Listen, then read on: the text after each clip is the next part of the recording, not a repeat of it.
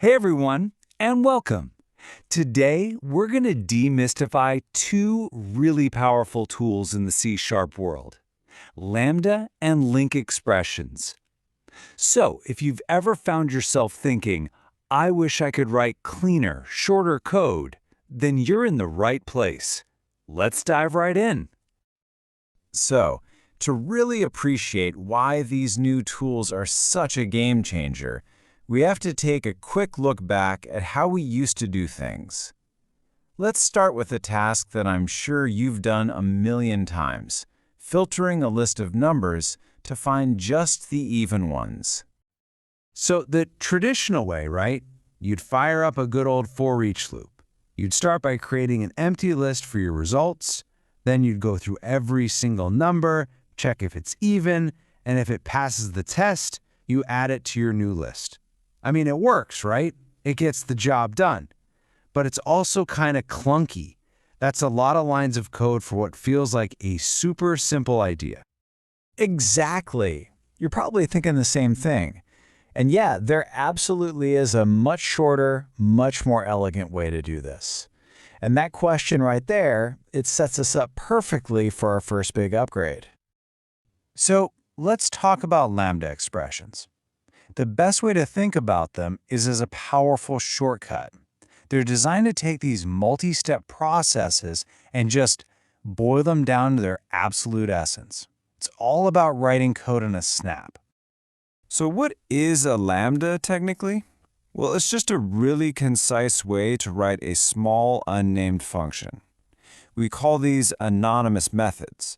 So instead of having to go declare a whole new method somewhere else in your code, you can just define the logic right there, on the spot, exactly where you need it. It's all about getting straight to the point. And I love this analogy because it's perfect. A lambda isn't some formal multi-page letter. It's a sticky note, you know? It's for those quick, specific little jobs where writing a whole formal method would just be total overkill. Short, to the point, and incredibly handy. And this is where you really see the magic. Look at this. On the left, we've got our original 5-line loop. But over on the right, we're doing the exact same thing in one single beautiful line. So let's break it down real quick. We take our list of numbers and we use the .where method on it. This method filters the list based on a rule we give it.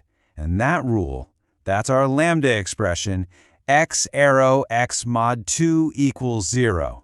It just means for each number, which we'll call x, this little arrow x doubled a says check this condition. And the condition is x mod 2 equals 0 is the number divisible by 2. That's it. It only keeps the numbers that match. What a huge improvement in readability. That's the perfect question to ask next. Lambdas are amazing for these little focus tasks for sure. But what happens when your data gets bigger, when your questions get more complicated? What if you need to search and filter and maybe even transform a whole collection of data in some really sophisticated ways? Well, for that, we bring out the big guns, LINQ. If a lambda is a handy shortcut, think of LINQ as a superhighway.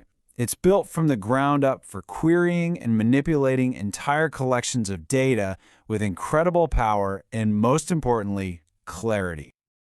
Now, the key word here, the one you really got to focus on, is declarative. This is a huge mental shift. With that old for each loop, you're writing imperative code. You're telling the computer the step-by-step instructions on how to find the data. But with LINQ, you just declare what data you want. You describe the result you're looking for, and you let the system figure out the best way to get it for you. This search engine analogy is just spot on. Think about it. You don't tell Google how to crawl the web and index pages. You just type in what you're looking for, and it brings back the results. LINQ is the exact same idea for your own data. You write the query, and it does all the heavy lifting. Now, what's cool about LINQ is it actually gives you two different flavors for writing queries. On the left, we have method syntax, which uses methods like .where all chained together. You'll notice it uses our friend, the Lambda expression, pretty heavily. Then, on the right, you've got query syntax, which looks a lot more like a SQL database query, with words like from, where, and select. Here's the most important thing to know.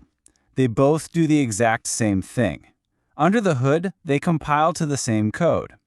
So the choice between them, it really just comes down to personal preference, what you or your team finds easier to read. Okay, so we've met our new tools. Now for the really important part. When do you use which one?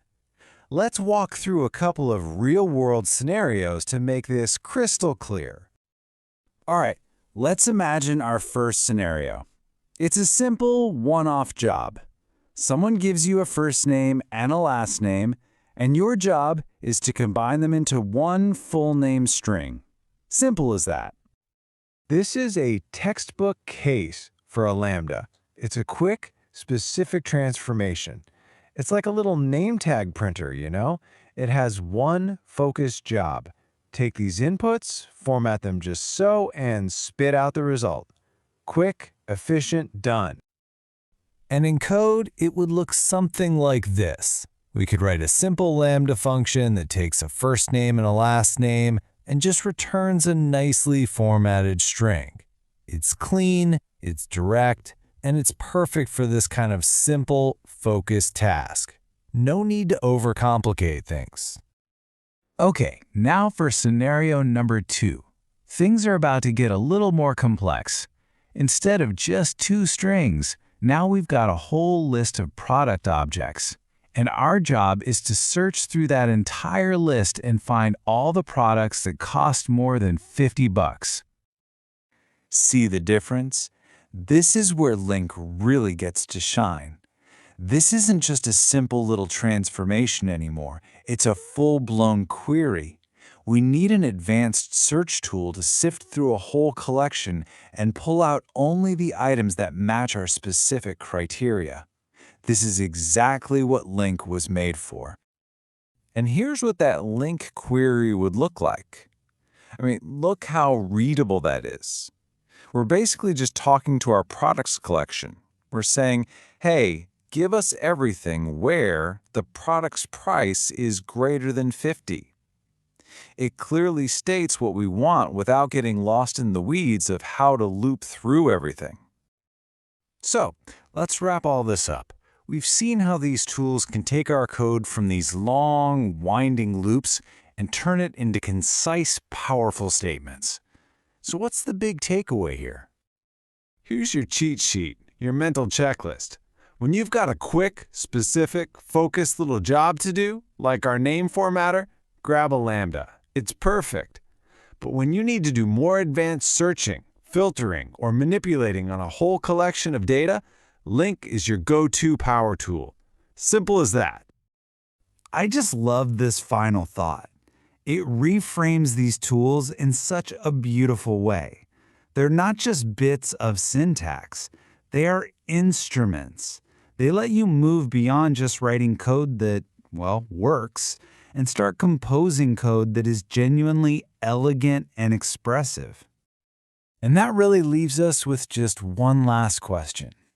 By mastering tools like these, you're not just a coder anymore, you're a composer.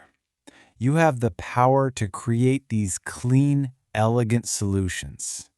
So the only question is, what symphony will you write next? Thanks so much for joining me.